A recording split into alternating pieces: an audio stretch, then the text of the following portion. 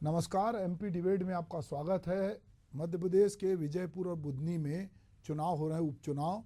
तो यहाँ पर जो है बिसात बीत चुकी है। अब देखना ये है कि कौन बाजी मारता है।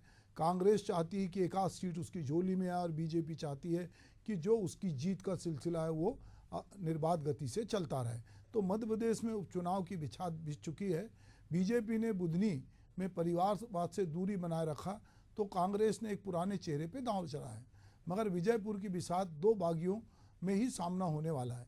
बुधनी में शिवराज सिंह चौहान के बम्पर वोटों से जीत उन्होंने हासिल की थी। बाद में चौहान लोकसभा चुनाव जीतकर मोदी कैबिनेट में कृषि मंत्री बन गए तो विधायकी से उन्होंने इस्तीफा दिया। विजयपुर सीट दल बदल के चलते खाली हुई है। इस सीट पर 2023 में विधानसभा चुनाव में कांग्रेस के रामनिवास रावत जीते थे, मगर लोकसभा चुनाव से पहले रावत ने बीजेपी का दामन थाम लिया और उन्हें इनाम भी मिला, वो मंत्री बने। इसलिए यहाँ उपचुनाव हो रहे हैं। बीजेपी ने विजयपुर में रामनिवास रावत को मैदान में उतारा है तो कांग्रेस ने मुकेश मेहरोत्रा पे दांव लगाया है। मेहरोत्रा पहले बीजेपी में थे। मुकेश मेहरोत्रा के नाम का ऐलान होते ही विजयपुर सीट का मुकाबला दो दल बदलुओं के बीच हो गया है। बुधनी सीट पर बीजेपी ने रमाकांत भार्गव को टिकट दिया है। भार्गव को चौहान का खास और करीबी माना जाता है। सुषमा स्वराज ने जब यह सीट छोड़ी थी तब भार्गव को यहां से चुनाव लड़ने का मौका मिला था। चौहान के लिए भार्गव ने अपनी संसदीय सीट भी छोड़ दी थी, जिन्हें अब विधायक बनकर कांग्रेस में वापसी का मौका मिल सकता है। कांग्रेस ने इस सीट पर अपने पुराने चेहरे राम कुमार पटेल पर भरोसा जताया। पटेल भी चौहान की तरह किरार समाज से आते हैं। कांग्रेस और बीजेपी दोनों के लिए ये सीट नाक का सवाल है। अध्यक्ष बनने के बाद हर चुनाव में हार का मुंह देख चुके जीतू पटवारी भी चाहेंगे कि एक सीट तो कांग्रेस के खाते में आए, जबकि बीजेपी चाहेगी कि दोनों ही सीटें वो अपने कब्जे में ले सके। हम इस पर चर्चा शुरू करेंगे। इसके पहले देखते हैं कि इस संबंध में नेतागण क्या कुछ बोल रहे हैं। देखिए, निश्चित रूप से बहुत मजबूत और लोगों की डिमांड पर कांग्रेस पार्टी ने, चाहे बुधनी हो चाहे विजयपुर हो, दोनों के कैंडिडेट डिसाइड किए हैं और अर्जुन आर्य जी गए हैं। समाजवादी पार्टी से बात हुई है और आने वाले समय में अभी तो नॉमिनेशन है, नाम वापसी है और जिस तरीके से इंडिया गठबंधन ने पूरे देश में चुनाव लड़ा उस तरह मध्य प्रदेश में भी लड़ेंगे और पूरी मजबूती से इंडिया गठबंधन काम करेगा। विपक्ष ने अपने प्रत्याशी उतारे हैं, उनका विरोध, उनका अंतर्विरोध शुरू हो गया है। उनके ठगबंधन वाले जो बंधन थे वो टूट कर अपने प्रत्याशी लोगों ने अलग अलग खड़े कर दिए। तो ये बताता है इनके सोच, इनके विचार। चूंकि लूट लेने की सुनियोजित योजना यहाँ फेल हो गई, इसलिए अपने अपने हित साधने के लिए अपने अपने प्रत्याशी तो उतार दिए, लेकिन कुर्सी मार कुर्ता फाड़ प्रतियोगिता यहाँ भी होगी। आपसी खींचतान यहाँ भी देखी जाएगी। ये वही राजकुमार पटेल जी हैं जो पहले 2023 में भोजपुर विधानसभा से किस्मत आजमा चुके हैं। क्या हुआ था? हार गए थे। अब किस्मत आजमाने वो बुधनी गए हैं। तो वहां के कांग्रेस के कार्यकर्ता ही इनको जवाब देंगे, जो सुनियोजित तरीके से इनको हरवाने का प्रयास भी करेंगे। और भारतीय जनता पार्टी तो ऐतिहासिक मतों से जीत रही है, तय मानिए। ये इंच में नहीं, फीट में नहीं, कहीं भी बराबरी में नहीं है। तो ना इंच में है ना फीट में, कहीं भी बराबरी में नहीं है कांग्रेस के प्रत्याशी, ऐसा कहना है बीजेपी के नेता का। तो चलिए हम बीजेपी के प्रवक्ता जो हमारे साथ सत्येंद्र जैन जी जुड़े हैं, मैं उनका स्वागत करता हूं। सत्येंद्र भाई, ये जो दोनों जगह पे चुनाव हो रहा है और जिस तरह से अभी आपकी पार्टी का मनोबल बहुत बढ़ा हुआ है, क्योंकि आपने उपचुनाव में जीत हासिल की, उसके पहले चुनाव में जीत हासिल की, तो ये दोनों जगह के चुनाव को किस तरह से आप देख रहे हैं? देखिए सुभाष जी, ये चुनाव तो तय हो गए थे। माननीय शिवराज जी जब केंद्रीय मंत्री बने तो एक तो यह हो ही गया था, तय हो गया था। और जिस प्रकार से रामनिवास रावत जी जो आए, जिन्होंने अपनी तपस्या जो थी कांग्रेस में की थी और उसका कोई फल नहीं मिल रहा था उनको, तो उन्होंने उसको तिलांजलि देते हुए जब वो भारतीय जनता पार्टी में आए तो ये भी तय था। तो और भारतीय जनता पार्टी तो जिस प्रकार से हमारे प्रधानमंत्री मोदी जी कहते हैं कि 24/7 और 365, तो 24 घंटे 7 दिन 365 दिन, मतलब वर्ष भर भारतीय जनता पार्टी सदैव अपने सांगठनिक कार्यों को करने में लगी रहती है। अपने संगठन विस्तार को किस प्रकार से बल दें, वह काम पार्टी हमारी हमेशा सदैव करती है। आपने देखा कि जो सदस्यता अभियान है वो चल रहा है हमारा, और उसका अब चुनाव वाला जो पार्टी का आंतरिक लोकतंत्र में चुनाव एक प्रक्रिया होती है, निर्वाचन, तो वो निर्वाचन के चरण भी तय किए जा रहे हैं। और जिस प्रकार से मध्य प्रदेश के जो भारतीय जनता पार्टी का जो संगठन है, जो आपने कहा, वो सदैव सदैव संगठित रहता है और अपने कार्यों में रत रहता है, और भगवान रूपी जनता की सेवा के लिए अगर सरकार को, अभी हमारी सरकार है तो हमारी सरकार भी काम करती है, और उसकी प्रतिध्वनि आपने देखा कि कल भारतीय जनता पार्टी के राष्ट्रीय अध्यक्ष माननीय जेपी नड्डा जी ने और समस्त राष्ट्रीय पदाधिकारी गणों ने भारतीय जनता पार्टी के जो मध्य प्रदेश का संगठन है इकाई का, उसको सर्वश्रेष्ठ माना, और जिस प्रकार से उसको सर्वश्रेष्ठ मान करके अभिनंदित किया है, सम्मान किया है, ये हम सभी कार्यकर्ताओं के लिए गौरव की बात है। और सदस्यता में जो प्रभारी जो है भगवान दास सबनानी जी, उनका सम्मान किया गया। साथ ही साथ I am future force, future BJP force, ये जो हमारा अभियान है, मध्य प्रदेश का अभियान है, इसके अभियान के शुभंकर भी माननीय प्रदेश अध्यक्ष, पुरुषार्थी प्रदेश अध्यक्ष, भागीरथी प्रदेश अध्यक्ष, तपस्वी प्रदेश अध्यक्ष और वात्सल्यमयी प्रदेश अध्यक्ष, जो हमें वात्सल्य की धारा हम लोग कार्यकर्ताओं के ऊपर बरसाते हैं, वो शुभंकर सिद्ध हुए हैं। और मध्य प्रदेश पुनः पायोनियर हुआ है कि इस प्रकार का ये कार्यक्रम पूरे देश भर में चलाया जाएगा। I am future BJP force करके जो अभियान है, जो मध्य प्रदेश से प्रस्फुटित हुआ, उद्घाटित हुआ, वो सारे देश में चलेगा।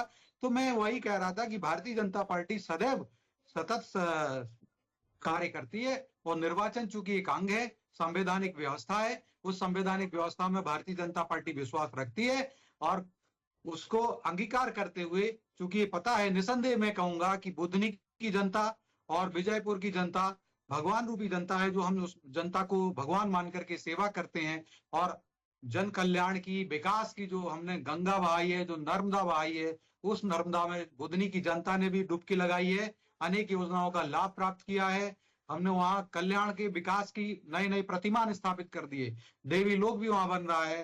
साथ ही साथ विजयपुर की जनता जो है वो भी हमारे लिए, हमने वहां पर भी उनको भगवान मान करके विकास की, जन कल्याण की नर्मदा बहाई है। वहां के हमारे बैगा, भारिया, सहारिया जो बहनें हैं, जिसको 15 महीने में कमलनाथ जी की सरकार ने हम जो उनको राशि देते थे 2.25 लाख से ज्यादा बहनों की, उस पर डाका डालने का काम किया था, उस पर ताला लगाने का काम किया था, जनजाति बंधुओं का अपमान किया था। साथ ही साथ 3.5 लाख के लगभग जो जनजाति बंधुओं के पट्टे थे, उन जनजाति बंधुओं को बेघर करने का काम किया था मध्य प्रदेश से। वह काम भी हमारी सरकार ने किया था, और सब जनजाति बंधु भी देखते हैं। निसंदेह वहां की जनता, श्योपुर की जनता और विजयपुर की जनता और बुधनी की जनता हमारे लिए अपार आशीर्वाद देगी। जिस प्रकार से अमरवाड़ा में भी उस जनता ने हमें आशीर्वाद दिया और उपचुनाव में हमें विजय श्री प्राप्त हुई है, मैं दावे के साथ कहता हूं कि यह भगवान रूपी जनता पुनः हमें छप्पर फाड़ के आशीर्वाद देगी, और छप्पर फाड़ के जो विजय श्री का आशीर्वाद है, जिस प्रकार से माननीय शिवराज जी को 1,05,000 से ज्यादा वोट प्राप्त हुए थे, लगभग जो विजय श्री का अंतर था वह रहेगा। अब देखिए, राजकुमार पटेल जी आए हैं, स्वयं जिन्होंने बी फॉर्म नहीं भरा था, जिन्होंने कांग्रेस के साथ गद्दारी की थी, स्वयं कांग्रेस के नेतागण कहते थे कि ये कांग्रेस के गद्दार हैं, आस्तीन के सांप हैं, जिनके कारण से जब सुषमा स्वराज जी संसदीय चुनाव लड़ रही थी, उस समय उनका बी फॉर्म नहीं भरा था, जानबूझ के नहीं भरा था। अब कांग्रेस में प्रत्याशियों का टोटा हो गया। सोचिए, फिर से पुनः ऐसे व्यक्ति को लिया है। मुझे लगता है कांग्रेस के कार्यकर्ता गण ही नाखुश होंगे, अप्रसन्न होंगे। और जिस प्रकार से, या कहें विजयपुर के अंदर भी कांग्रेस नेता विहीन हो गई हो, कांग्रेस की जो भूमि है, राजनीतिक भूमि है, उसमें कांग्रेस नेता नहीं बचे, कार्यकर्ता नहीं बचे। मुझे लगता है जिस प्रकार से इंदौर में हुआ, अक्षय बम ने अपना नामांकन वापस हो गया था, और उसी प्रकार से आप देखिए कांग्रेस के नेतागण, नेता विहीन हो गई क्या कांग्रेस? जो दूसरे, जो निर्दलीय प्रत्याशी, जो भारतीय जनता पार्टी के भी नहीं हुए थे, आपने कहा सुभाष जी कि वो भाजपा में थे, लेकिन भाजपा वो पहले ही छोड़ चुके, उन्होंने हमारी पार्टी के अनुशासन को नहीं माना, उन्होंने उसको तिलांजलि देते हुए निर्दलीय चुनाव लड़ा था, तब से वो पार्टी में है ही नहीं। आप सोचिए, कांग्रेस इतनी बेसहारा हो गई, लाचार हो गई, बेबस हो गई, या कहें घुटने टेक दिए कांग्रेस ने, या कहें, या कांग्रेस की आंखों में जो बांधारी वाली पट्टी बंधी है, या धृतराष्ट्र हो गई है कांग्रेस मध्य प्रदेश की, जिसको कांग्रेस के नेतागणों में वहां नेतृत्व नहीं नजर आया।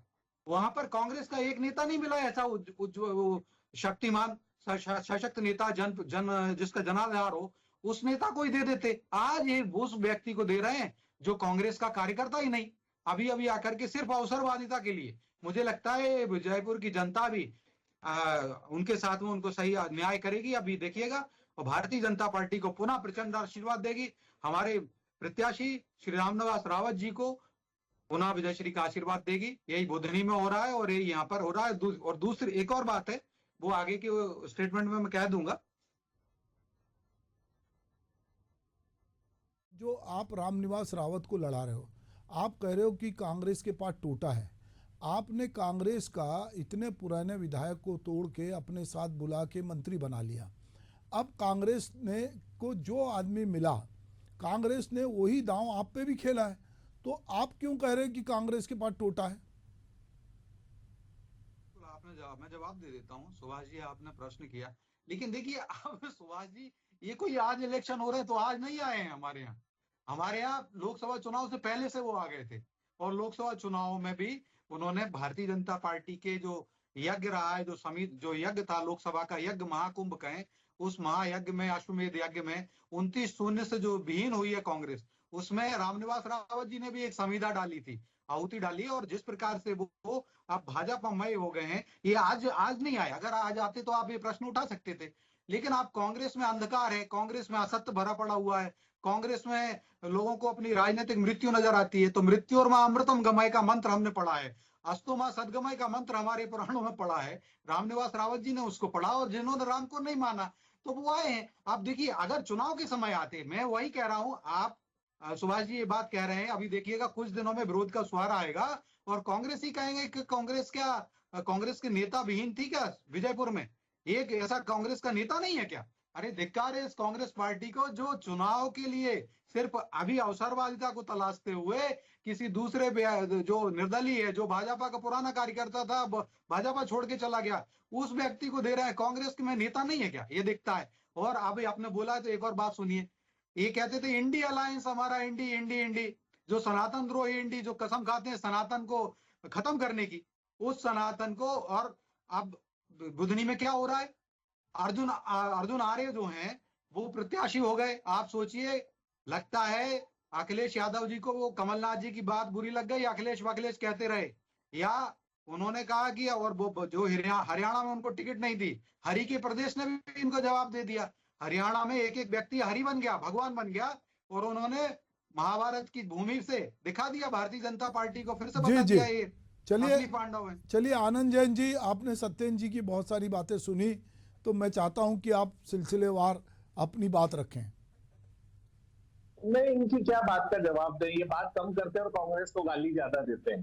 तब हमारे कांग्रेस के नेताओं को इन्होंने लिया है, अभी कांग्रेस युक्त भारतीय जनता पार्टी हो गई है, तो अब इनके फालतू सवालों का जवाब देने के लिए मैं बात भी नहीं हूँ। मैंने एक लाइन में अपना जवाब दे दिया कि भारतीय जनता पार्टी कांग्रेस युक्त नेताओं को लेकर कांग्रेस युक्त भारतीय जनता पार्टी हो गई जी। तो अभी ये जो कैंडिडेट आप लोगों ने डिक्लेयर किया है, तो आपको क्या लग रहा है कि आप इस बार जरूर कोई ना कोई एक सीट या 2 सीट दोनों जीतेंगे, या क्या है आपकी तैयारी? नहीं, हम तो दोनों सीट जीतेंगे। हाँ, हमारा आकलन है, हमारी स्टडी है, इसी हिसाब से हमने प्रत्याशियों को टिकट दिए हैं। चुनाव लड़ने के लिए हमने प्रत्याशियों को टिकट दिए हैं, हारने के लिए थोड़ी दिए हैं।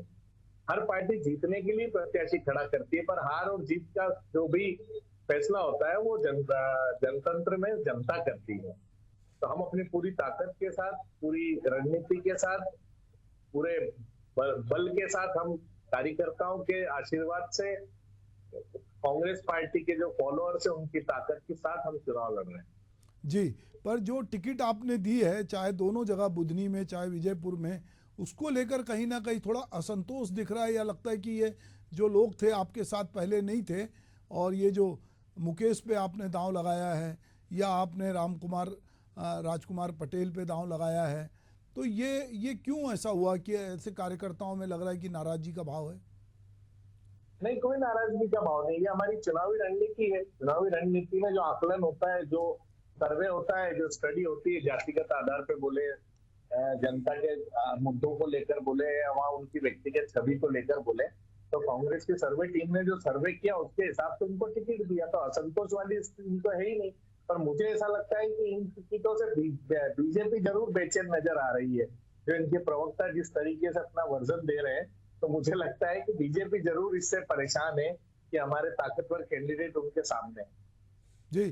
पर बीजेपी की सत्ता है, साम दाम दंड भेद पावर संगठन, और साल भर इनका पूरा सदस्यता अभियान और बहुत रिचार्ज है बीजेपी। तो ऐसे में जब कांग्रेस लोकसभा चुनाव हार रही है, विधानसभा हार रही है, उपचुनाव हार रही है, तो कैसे आप कार्यकर्ताओं में उत्साह का संचार करेंगे? नहीं, देखिए, चुनाव हारना जीतना अलग बात है, पर कांग्रेस पार्टी हारने के बाद भी मैदान तो नहीं छोड़ रही है ना। आज जनता के विपक्ष के, जनता के मुद्दों को लेकर जनता के साथ है, जनता के बीच है और जनता की लड़ाई लड़ रहे हैं। अब ये जरूर हो सकता है कि कांग्रेस अपनी बात को जनता तक नहीं पहुंचा पा रही है, इसके कारण हमें ये हार का सामना देखना पड़ रहा है। पर जनतंत्र में पार्टी सेवा के लिए, हारने जीतने के लिए नहीं है। हारना जीतना तो जनता फैसला करती है, पर हमारा कार्य सेवा करना, हमारा कार्य गलत कार्यों के लिए विपक्ष सामने वाली पार्टी को रोकना, वो हम पूरी ताकत के साथ कर रहे हैं और हमारा प्रयास है कि हम बहुत जल्दी विजय हासिल करें। जी सत्येंद्र जी, आप कुछ कह रहे थे? देखिए सुभाष जी, मैं कहूंगा कि मैंने गाली तो कहीं नहीं दी, और लेकिन जो लोकतंत्र है, और लोकतंत्र में हमारी जो दृष्टि है, समदृष्टिधारी हूं वैसे तो मैं, और जो दृष्टि में जो दिखता है वही मैं उल्लेख करता हूं। कहीं गाली नहीं दी है, लेकिन मेरे मित्र ने पता नहीं क्यों कहा। और मुझे लगता है जो कांग्रेस अब कह रहे हैं कि हम जीतने के लिए लड़ते हैं और ये सब, तो देखिए जीतू पटवारी जी की बात करूंगा, प्रवक्ता जी तो डिफेंड करेंगे हमारे आनंद जी, लेकिन आनंद जी डिफेंड करते हैं कांग्रेस के अंदर पॉलिसी नहीं है कुछ। आप देखिए कांग्रेस में जीतू पटवारी जी प्रदेश अध्यक्ष हैं, वो स्वयं ही कहते थे कि 20 सीटें जीत रहे हैं लोकसभा की, और 20 सीट में से कितनी सीट आई ये जनता ने देखा, शून्य भी नहीं आया। एक तरह पहले ही उनकी 2 जगह पे उनके प्रत्याशी बैकफुट पर आ गए थे, पहले ही घुटने टेक दिए थे, चाहे वो खजुराहो की लोकसभा सीट हो या फिर इंदौर की लोकसभा सीट हो। और कांग्रेस की आप देखें 10 महीने हो गए, एक प्रश्न बनता है, और ये प्रश्न $1 मिलियन प्रश्न है कि कांग्रेस में हमने तो अब फिर सदस्यता अभियान भी किया, हमारे मध्य प्रदेश के संगठन को पूरे प्रदेश में सराहा, देश भर में सराहा जा रहा है, उससे प्रेरणा ली जा रही, जो नवाचार किया है I am future BJP force. लेकिन कांग्रेस में 10 महीने से ज्यादा हो गए जीतू पटवारी जी को अध्यक्ष बने हुए, और अपनी टीम नहीं बना पाए। मुझे लगता है वो 10 साल भी निकल जाएंगे और टीम नहीं बना पाएंगे। ये स्थिति है, कांग्रेस की भुजाओं में सामर्थ्य नहीं है, जीतू पटवारी जी की भुजाओं में सामर्थ्य नहीं, और जिस प्रकार से अपनी टीम बना लें। और जो विजयपुर की बात है, और विजयपुर की बात आएगी तो इन्होंने कहा, अब मैं फिर आऊंगा कि कांग्रेस नेतागण सिख चिल्ली सिद्ध होते हैं, आगे पहले भी सिद्ध हुए हैं, और अब फिर पुनः सिख चिल्ली सिद्ध होंगे विजयपुर में और बुधनी में।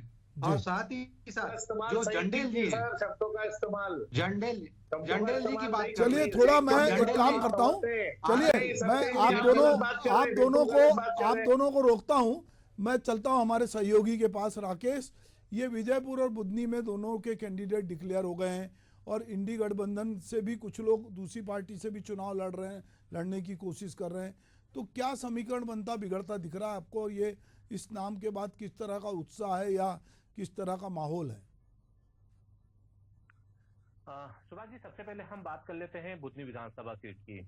बुधनी विधानसभा सीट पे इस बार जिस प्रकार से परिवारवाद को जो है बीजेपी ने पूरी तरह से नकारा है और शिवराज सिंह चौहान को निराश किया है। दरअसल उनके बेटे जो है सुपुत्र कार्तिकेय सिंह चौहान जो थे, वो इस बुधनी विधानसभा सीट से प्रबल दावेदार माने जा रहे थे। लेकिन जिस प्रकार से परिवारवाद को नकारा बीजेपी ने, और एक चूंकि जो बीजेपी से सांसद भी रह चुके हैं रमाकांत भार्गव, जो कि विदिशा लोकसभा क्षेत्र का प्रतिनिधित्व कर रहे थे, उनको जो है बुधनी विधानसभा सीट पे उतारा। दरअसल देखिए, यदि हम बात करें तो इस सीट की यदि जातिगत समीकरण की बात की जाए तो जो है इस सीट पर किरार जाति के यानी किरार समाज के लोग काफी बहुल्य संख्या में हैं। करीब 70,000 से ज्यादा जो है यहाँ पर मतदाता है किरार समाज के, और शिवराज सिंह चौहान इसी समाज से आते हैं। वहीं इसी को चलते जो है ओबीसी वर्ग से ही कांग्रेस ने अपने कैंडिडेट को उतारा है।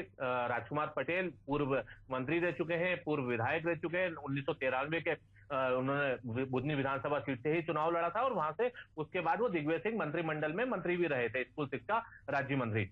लेकिन देखिए, अभी बात करें जाए तो बुधनी विधानसभा सीट के जो परिदृश्य है वो इस प्रकार से है कि क्योंकि ओबीसी को उतारा है, किरार समाज को उतारा है, तो फाइट कड़ी है। क्योंकि किरार समाज जो है, यानी एक प्रकार से कह सकते हैं कि इस बार का जो चुनाव है, बुधनी विधानसभा सीट का जो चुनाव है, वो शिवराज सिंह चौहान ही जो है पर्दे के पीछे से लड़ते हुए दिखाई देंगे। या पूरी जो दारोमदार है, पूरी भूमिका जो है वो शिवराज सिंह चौहान की रहेगी, क्योंकि यहाँ पर किरार बहुल्य जो है लोग रहते हैं। ऐसे में यदि बात की जाए तो रमाकांत भार्गव को जिस प्रकार से चुनावी मैदान में उतारा है, लेकिन अर्जुन आर्य 2018 से पहले समाजवादी पार्टी में थे। 2018 के विधानसभा चुनाव के दौरान कांग्रेस में आए थे। उन्होंने बुधनी विधानसभा सीट पे काफी मेहनत की थी और उन्हें भरोसा था कि उनको जो है 2023 में मौका मिलेगा, लेकिन उनको मौका नहीं मिला। और 2000 जिस प्रकार से भी उपचुनाव भी हो रहे हैं, इस उपचुनाव में भी उनका जो है नाम क्लियर होते हुए नहीं दिखा, तो उन्होंने जो है समाजवादी पार्टी की ओर रुख करा। त्रिकोणीय मुकाबला दिख रहा है। अर्जुन आर्य भी जो है अपनी जमीनी जो राजनीति है उन्होंने अपनी मजबूत कर रखी है, लेकिन जिस प्रकार से कांग्रेस, बीजेपी और समाजवादी पार्टी तीनों चुनावी मैदान में है, तो माना सकता है कि बुधनी विधानसभा सीट को लेकर एक त्रिकोणीय मुकाबला देखने को मिल सकता है, क्योंकि अर्जुन आर्य ने भी जो है जमीनी स्तर पे जितनी मेहनत करी है उनका एक वर्चस्व भी है। वहीं दूसरी ओर बात की जाए तो राजकुमार पटेल भी उसी विधानसभा क्षेत्र से आते हैं। बख्तरा में उनका जो है मूल निवास भी है। और इसके अलावा यदि हम रमाकांत भार्गव की बात करें तो रमाकांत भार्गव को लेकर थोड़ा सा बीजेपी में उठापटक नजर आई।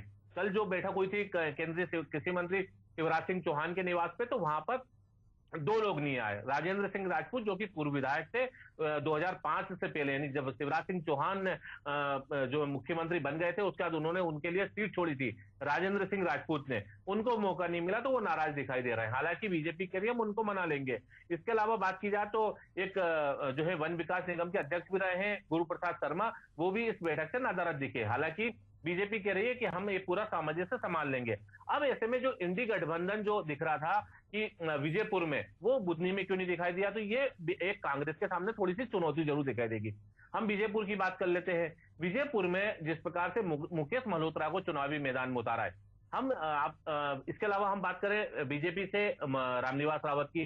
रामनिवास रावत ने कांग्रेस छोड़ के बीजेपी का दामन थामा है, तो वहीं मुकेश मल्होत्रा भी बीजेपी छोड़ के कांग्रेस के पाले में आए हैं। 2013 के विधानसभा चुनाव की हम बात करें तो 2013 के विधानसभा चुनाव के दौरान ही जो है मुकेश मल्होत्रा, वो उनको जो है एक राज्य मंत्री का जो है दर्जा भी दिया गया था, लेकिन बावजूद इसके जो है उन्होंने कांग्रेस के पाले में आ गए थे।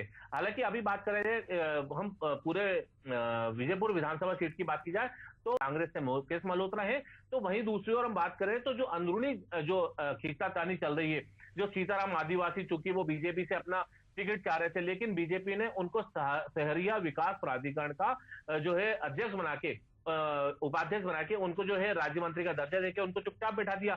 तो ऐसे में जो सीताराम आदिवासी का जो नाराजगी थी वो जो है बीजेपी ने शांत कर ली। लेकिन जो अंदरूनी जो खींचतान चल रही है, चाहे वो बुधनी में चल रही है या विजयपुर में चल रही है, इस खींचातानी से दोनों ही पार्टियां कैसे इन दोनों जो है अंदरूनी गुटबाजी को कैसे खत्म कर पाएगी, ये देखना होगा। क्योंकि देखिए जैसे है चुनाव की जो है जो समर बढ़ता जाएगा, चुनावी समर जिसको हम कहते हैं, चुनावी समर जैसे जैसे नजदीक आता जाएगा वैसे वैसे दोनों ही पार्टियां डैमेज कंट्रोल करने की कोशिश करेगी। लेकिन चुनौती दोनों ही पार्टी के सामने है, वो किस प्रकार से सामंजस्य समन्वय बनाती है। और जो उनके जो विरोध में जो दोनों ही पार्टियों के जो विरोध में यदि अंदरूनी जो प्रत्याशी उतरे हैं या जो उम्मीदवार थे, तो उनको किस प्रकार से समझा बुझाकर उनको पार्टी के पक्ष में काम करने के लिए पार्टियां तैयार करती हैं बीजेपी कांग्रेस, ये देखना होगा सर। ठीक है सत्येंद्र जी और आनंद जी, अभी जैसे राकेश कह रहे थे कि दोनों ही पार्टी में असंतोष है, दोनों ही जगह कुछ लोगों को उम्मीद थी, तो किस तरह से ये डैमेज कंट्रोल रोक कर, जैसे आपने एक को तो राज्य मंत्री का दर्जा दे दिया बीजेपी ने, बीजेपी सत्ता में है तो दूसरे लोगों को भी कुछ ना कुछ बता देगी कि निगम मंडल में अभी कुछ भर्तियां होंगी, नियुक्तियां होंगी, तो हम वहाँ पर एडजस्ट करेंगे। कांग्रेस कैसे अपने जो समाजवादी पार्टी में आगे चले गए हैं उनको किस तरह मनाएगी, या किस तरह से वोट ना कटे और ये चुनाव सिर्फ दोनों पार्टियों के बीच में, उसके लिए क्या कुछ आप दोनों थोड़ा संक्षेप में बताएं। मेरे से ना सुभाष जी जी देखिए सुभाष जी, मैं ये कह रहा हूं कि आप जो बात है कांग्रेस तय करेगी कि जैसे ये कांग्रेस बताएगी, लेकिन भारतीय जनता पार्टी तो सभी कार्यकर्ताओं का सम्मान करती है और हमने किया भी है। लेकिन आप देखिए कांग्रेस की हार जी, चलिए हम कांग्रेस के प्रवक्ता आनंद जैन के पास चलते हैं।